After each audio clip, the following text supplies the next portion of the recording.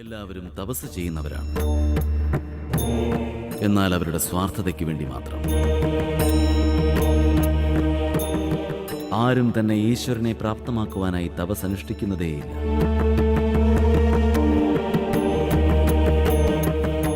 സ്വന്തം ഭക്തി ആരാധ്യദേവനിൽ എത്തിക്കുവാനായി ആരും തന്നെ അനുഷ്ഠാനങ്ങളിലൂടെ തപസ് അനുഷ്ഠിക്കുന്നില്ല.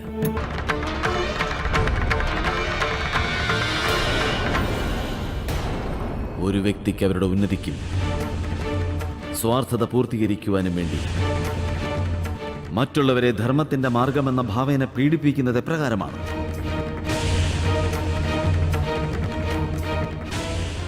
അവരെ വിവശരാക്കുന്നത് എപ്രകാരമാണ്? ഇത് പാപം തന്നെയാണ്, അധർമ്മവുമാണ്.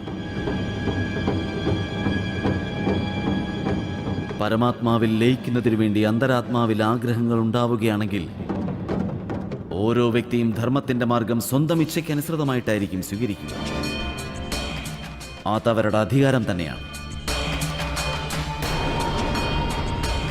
ഭക്തിയെയും ധർമ്മത്തെയും ആഡംബരമാക്കുകയാണെങ്കിലും നമ്മുടെ നാമം ദുരുപയോഗം ചെയ്യുകയാണെങ്കിലും അതിനെ ചൂഷണ മാധ്യമമാക്കുകയാണെങ്കിലും നമുക്കവരോട് ഒരിക്കലും ക്ഷമിക്കുവാൻ കഴിയുകയില്ല.